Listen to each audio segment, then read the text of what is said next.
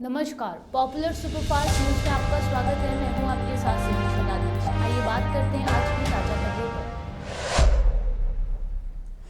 मुख्यमंत्री सामूहिक विवाह में खेल के आरोप में 2 एडीओ, समाज कल्याण विभाग की एक लिपिक और 12 बिचौलियों को गिरफ्तार कर लिया गया। गुरुवार को पूछताछ के बाद पुलिस ने आरोपियों को जेल भेज दिया। बुधवार रात कई स्थानों पर छापेमारी में सारे आरोपी पकड़े गए। मामले में आरोपी एडीओ सुनील यादव को निलंबित किया जा चुका है। एक अन्य आरोपी एडीओ भानु प्रताप के निलंबन की सिफारिश भेज दी गई है। संसद में बजट सत्र चल रहा है। इस दौरान लोकसभा और राज्यसभा में पक्ष विपक्ष एक दूसरे पर जमकर निशाना साध रहे हैं।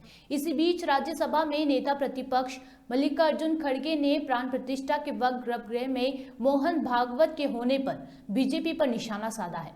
उन्होंने कहा कि मोहन भागवत आरक्षण के खिलाफ बोलते हैं और ऐसे लोगों के लिए प्रधानमंत्री ने मौन व्रत रखा हुआ है।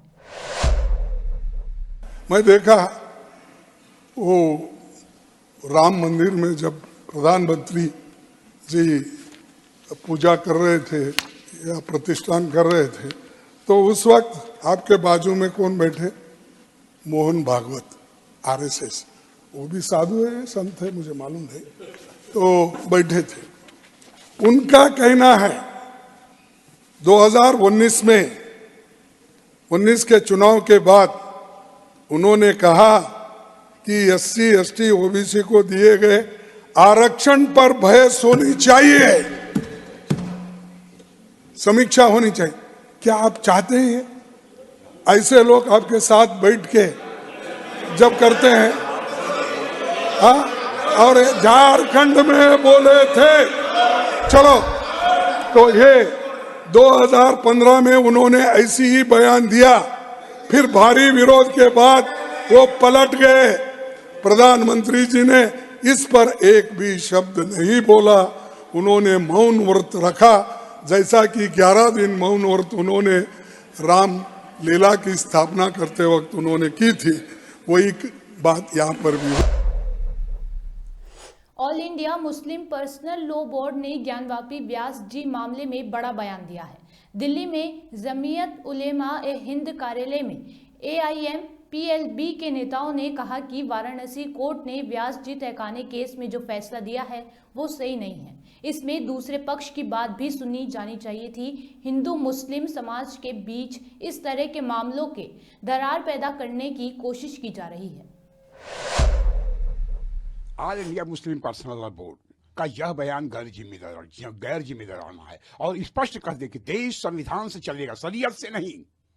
और तो और यह जो है देश के संविधान को बंधक रखने का प्रयास न करें और इसे बाज आए। और दूसरी चीज है कि देश जो हम संविधान के माध्यम से चल रहे हैं, कानून के माध्यम से चल रहे हैं और ये दबाव डर चल रहे। और उनका ये कहना कि जो है जैसे फैसला आया 7 दिन के अंदर का दिया गया था, उसको तत्काल क्यों दिया गया? माननीय न्यायालय का जैसे ही फैसला आया वह समय उसी से शुरू रहता है, उसी पल 1 मिनट। और जिस तरह एक मुख्यमंत्री ने रातों रात करके व्यास जी के बैरिकेटिंग कर दिया और उनको बाहर कर दिया, दर्शन पूजन से महरूम कर दिया, ठीक उसी तरह एक मुख्यमंत्री ने तुरंत तत्काल कर प्रभाव से उनको चालू भी तो करा दिया। हम ये कहते हैं मुस्लिम पर्सनल लॉ बोर्ड से कि जो निर्णय हो, हम माननीय न्यायालय के संविधान को मानने वाले हैं, कानून को मानने वाले हैं। और अब वह जो है उसकी भावनाएं, हिंदू समाज की भावनाओं को आहत करने का प्रयास न करें। हमारा श्री कृष्ण जन्मभूमि और काशी ज्ञानवापी हम माननीय न्यायालय के माध्यम से लेने जा रहे हैं और हम माननीय न्यायालय विश्वास करते हैं माननीय न्यायालय के सही लेंगे। उनका कहना है कि पूजा के साथ समझौता किया गया है जल्दबाजी करके। पूजा के साथ कोई समझौता नहीं होता। अरे हम तो शालीनता से, हम तो धैर्य से 31 साल तक से जो है इंतजार किए। समझौता क्या होता है? अरे और तो हमारा यह ज्ञानवापी मस्जिद से 353 साल से हम इंतजार कर रहे हैं। कितना धैर्य रखें। और तो अब हम और सारा सब कुछ। झारखंड में सियासी उथल पुथल के बीच चंपई सोरेन ने झारखंड के नए मुख्यमंत्री पद की शपथ ले ली है। अब चंपई सोरेन की सरकार 5 फरवरी को विधानसभा में बहुमत साबित करेगी। उससे पहले उन्होंने गठबंधन को मजबूत बताते हुए फ्लोर टेस्ट में बहुमत साबित करने का दावा किया है। साथ ही हेमंत सोरेन के खिलाफ साजिश का भी जिक्र किया। सुनिए क्या कुछ कहा उन्होंने। हमारा गठबंधन है और उसमें बड़ा मजबूत गठबंधन है। विपक्ष इस 4 साल बहुत ही उथल पुथल के बीच में गुजरा। हेमंत सोरेन ने विपरीत परिस्थिति में भी कोरोना 2 साल और 2 साल के अंदर हमारा हेमंत हो जो झारखंड के आदिवासी यहाँ का मूलवासी का के लिए जो उनका बुनियादी सवाल को और बुनियादी बातों को लेके जो अपना योजना शुरू किया है, ये यहाँ का आदिवासी यहाँ का मूलवासी को विकास के वो जो रास्ता बना दिया और उसी के लिए विपक्ष उसको तंग करते रहा, परेशान करते रहा। कुछ क्षण के लिए तो सफल हुआ है, लेकिन हेमंत बाबू जो योजना यहाँ के ग्रामीण क्षेत्र के लिए या झारखंड प्रदेश को जो विकास का सूची से नीचे जो दर्ज है उसको ऊपर उठाने के लिए जो योजना लाने का काम किया है, इसी में विपक्ष का हताश हो गया और झूठा आरोप देकर उनको जेल तक पहुंचाया। उसका बीच में हर समय अस्थिर करने का प्रयास किया है। इस बार भी गठबंधन सरकार को नहीं बनने का उनका ये लोग बहुत प्रयास रहा, सफल नहीं हुआ और 5 तारीख को हम लोग सफल हो जाएंगे। ये विधायकों को बाहर शिफ्ट करना पड़ा, क्या आशंका हो रही थी? कोई आशंका नहीं है, वो ये रणनीति के अंतर्गत आता है। देश में इस साल लोकसभा चुनाव होने जा रहे हैं। ऐसे में विपक्षी दलों के गठबंधन INDIA ने सत्ता पक्ष को चुनौती देने के लिए कमर कस ली है। इस बीच कांग्रेस महासचिव जयराम रमेश का कहना है कि ये विपक्षी गठबंधन 2024 के लोकसभा चुनावों के लिए ही है, किसी भी राज्य में होने वाले विधानसभा चुनावों के लिए गठबंधन नहीं है। और आज 21वां दिन है, झारखंड में है। 13 जिले से हम जाएंगे, यहाँ अगले 8 दिन झारखंड में रहेंगे, उसके बाद उड़ीसा, उसके बाद छत्तीसगढ़, उसके बाद उत्तर प्रदेश जरूर जाएंगे। ममता जी के मन में कोई संदेह नहीं होनी चाहिए। 11 दिन भारत जोड़ो न्याय यात्रा यूपी में रहेगा, उसके बाद मध्य प्रदेश, उसके बाद गुजरात और 20 मार्च तक गुंजाइश है कि हम मुंबई में इसको समाप्त करेंगे। उन्होंने बहुत सारे चीजें कही हैं कांग्रेस के पार्टी के बारे में, मैं कुछ नहीं कहूंगा। मैं यही कहूंगा कि वो बार बार कह रही हैं कि वो इंडिया गठबंधन का एक हिस्सा है। हम भी इंडिया गठबंधन में हैं। हमारा कर्तव्य बनता है, हमारा धर्म बनता है कि हम इंडिया गठबंधन को और मजबूत करें और एक ही निशाना होना चाहिए।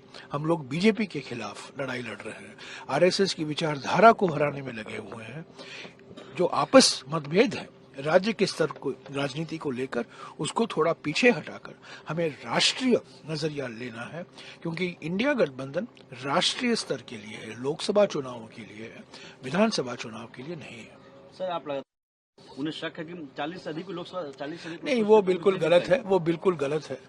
पता नहीं कौन उनको सलाह दे रहा है सीटों के बारे में, पर मुझे पूरा विश्वास है कि जिन सीटों का जो आंकड़े दिए हैं ममता जी ने, वो बिल्कुल गलत ईडी की ओर से 5वां समन मिलने के बाद भी दिल्ली के मुख्यमंत्री अरविंद केजरीवाल बातचीत में शामिल नहीं हुए। अब बीजेपी नेता हरीश खुराना ने आम आदमी पार्टी की सरकार को निशाने पर लिया है। उन्होंने कहा कि एक व्यक्ति 5वीं बार ईडी के समन से बच रहा है, वह कानून का पालन नहीं कर रहा है। अगर ईडी कोई कड़ा कदम उठाता है तो कहा जाएगा वह प्रतिशोध की राजनीति करने की कोशिश करेगा। सवाल ये उठता है कि जो व्यक्ति 5 बार जो सम्मन आए उसको इवेट कर रहा हो, कानून को मानता ना हो, तमाम सवालों के जवाब उन्होंने ईडी के देने हों, और जब कोई अगर ईडी कोई हार्ड स्टेप ले लेगा, अगर कुछ सख्त कदम उठाएगा, तो बेचारा पॉलिटिक्स खेलने की कोशिश की जाएगी, वेंडेटा पॉलिटिक्स खेलने की कोशिश जाएगी। इनका टूल किट है अरविंद केजरीवाल को बहुत सारे सवालों के जवाब ईडी को देने हैं। सवाल उठता है कि 300 करोड़ का जो मनी ट्रेल सुप्रीम कोर्ट ने जिक्र किया, क्या उसका सवालों के जवाब नहीं देना बनता क्या? कि अरविंद जो मनीष सिसोदिया के पर्सनल सेक्रेटरी थे, उन्होंने साफ अपने शब्दों में कहा कि अरविंद केजरीवाल के घर पर उनकी मौजूदगी में ड्राफ्ट डॉक्यूमेंट दिया गया जिसमें 5% से 12% कमीशन की गई। तो अरविंद केजरीवाल उसका जवाब नहीं देंगे क्या? समीर महिंद्रू को बोला गया कि विजय नायर इज माय बॉय, तो इस बात का जवाब अरविंद केजरीवाल नहीं देंगे क्या? इसलिए ऐसे तमाम सवाल हैं जो अरविंद केजरीवाल से ईडी पूछने वाला है। लेकिन हर बार की तरह ये कहना कि हम पे तो ईडी वेंडेटा पॉलिटिक्स खेल रही है, ये सम्मन इलीगल हैं। सवाल उठता है कि अगर सम्मन इलीगल हैं तो आप कोर्ट में जाके उसको क्वैश क्यों नहीं करा रहे? यही हेमंत सोरेन ने किया, 10 बार इवेट करा, कोर्ट गए, कोर्ट में क्वैश कराने की कोशिश करी, कोई सफलता नहीं मिली, अंत में उनको ईडी के सामने प्रस्तुत होना पड़ा। इसलिए मेरा कहना है अरविंद केजरीवाल जी को कि आप जितना मर्जी आप इवेट कर लीजिए, एक ना एक दिन आपको ईडी के सामने प्रस्तुत होना पड़ेगा और तमाम सवालों के जवाब। दिल्ली के मुख्यमंत्री अरविंद केजरीवाल ने हाल ही में विधायकों की खरीद फरोख्त को लेकर बड़ा बयान दिया था, जिसका सबूत देने की मांग की जा रही है। इस बीच क्राइम ब्रांच की टीम सीएम केजरीवाल को दूसरी बार नोटिस देने के लिए उनके आवास पर पहुंच गई है। वहीं आम आदमी पार्टी आतिशी के घर भी क्राइम ब्रांच की टीम पहुंची है। हमें ही आरोप लगे थे और इसके सबूत तो उनको देने ही चाहिए। उनके ही प्रवक्ता ने उन्होंने कहा था कि उनके पास ऑडियो भी है, सब सबूत भी हैं। तो अब देश को और पुलिस को बताने का समय आया कि क्या सबूत उनके पास है, नहीं तो एक बार फिर उनकी पोल खुलने वाली है। जैसा पूर्व में भी केजरीवाल जी ने झूठे आरोप लगाए और एक नहीं अनेक बार नेताओं से माफ़ी मांगी, अदालत में माफ़ी मांगी और उनका चेहरा बेनकाब हुआ है कि वो अपने शराब के घोटाले के भ्रष्टाचार को बचाने के लिए, उससे ध्यान भटकाने के लिए भारतीय जनता पार्टी पर झूठे आरोप लगाते हैं। ईडी 5 बार उनको सम्मन देती है, उसका सामना नहीं करती है। वो अपने जिन मंत्रियों को ईमानदारी का सर्टिफिकेट देते हैं वो आज जेल में है, उनके उप मुख्यमंत्री, उनके सांसद जेल में हैं और देश की जनता आम आदमी पार्टी का असली चेहरा जान चुकी है कि वो भ्रष्टाचार भी करते हैं और झूठ भी बोलते हैं। केजरीवाल जी को जवाब देना चाहिए, सबूत देने चाहिए, नहीं तो एक बार फिर भारतीय जनता पार्टी और देश से माफी मांगनी चाहिए। अरविंद केजरीवाल और आम आदमी पार्टी केवल भ्रष्टाचार के बेताज बादशाह नहीं है, बल्कि झूठों के महासरदार भी है। और इसीलिए झूठ बोलना, हिट एंड रन करना, स्कूट एंड शूट करके निकल जाना, ये उनकी फितरत और डीएनए का हिस्सा बन चुका है।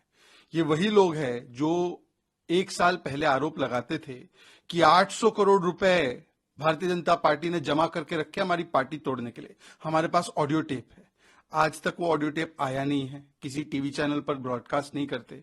ये कहते थे कि आईबी रिपोर्ट आई है, गुजरात चुनाव हम स्वीप करने जा रहे हैं। इसी प्रकार के उन्होंने कई सारे कुतर्क किए हुए हैं। अब भारतीय जनता पार्टी ने हमेशा नैतिकता की राजनीति की है और जब इस प्रकार का आरोप, घटिया ओछा आरोप लगाया जाएगा तो हमने तो सामने से आकर कहा है कि आपने आरोप लगाया है, सबूत पेश कीजिए। अब इसी से पता चल रहा है अरविंद केजरीवाल जिस प्रकार से भाग रहे हैं, अपनी बातों का सबूत देने से इनकार कर रहे हैं, मतलब ये आरोप भी झूठा है, परंतु ये ABCD है केजरीवाल की। दरअसल केजरीवाल जी शराब घोटाले में सवालों से बचना चाहते हैं, सवाल का जवाब नहीं देना चाहते। तो ABCD, कभी अवॉइड करना समन, कभी भाग जाना समन से, कभी कवर अप और छुप जाना और कभी डाइवर्ट करने के लिए पूरे मुद्दे को भटकाना।